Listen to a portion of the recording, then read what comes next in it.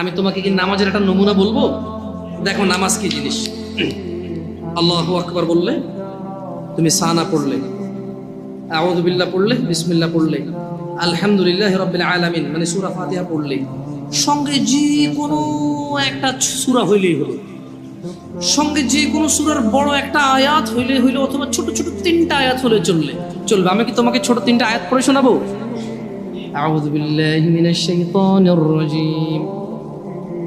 ওয়াল মুরসালাতি উরফা ফাল আসিফাতি আসফা।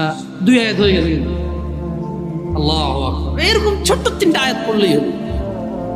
কুল হুয়াল্লাহু আহাদ আল্লাহুস সামাদ লাম ইয়ালিদ ওয়া লাম ইউলাদ ওয়া লাম ইয়াকুল লাহু কুফুয়ান আহাদ। তো জামশেদ ভাই, নামাজ সহজ কিভাবে? আমি তো শুধু আলহামদুলিল্লাহ সূরা পারি আর কুল হুল্লাহ পারি, আর কিছু এখন পারি না। তো ঠিক আছে, তুমি প্রথম রাকাতে আলহামদুলিল্লাহ সূরা পড়ো, রুকুতে যাও। আচ্ছা, প্রথম রাকাতের রুকুতে সুবহান রাব্বিয়াল আযীম, সুবহান রাব্বিয়াল আযীম, সুবহান রাব্বিয়াল আযীম। দ্বিতীয় রাকাতের রুকুতে কি অন্য কিছু? সেম। আসলে কি প্রথম রাকাতে যেটা পড়ছি ওটাই, যদি 3 নম্বর রাকাত হয় তাইলে আল্লাহ 3 নম্বর রাকাতও রুকুতে সেম, ভিন্ন কিছু না। তো খুব কঠিন কিছু মনে হচ্ছে না, ঠিক না? একটা মুখস্থ করতে পারলেই হলো। আচ্ছা, চতুর্থ রাকাতের রুকুতে কি পড়বো? সেম।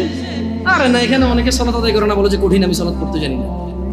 ইয়া বেতাকাবাসী, মাররা সাহেল, একদম সহজ, ওয়াল্লাহি একদম সহজ।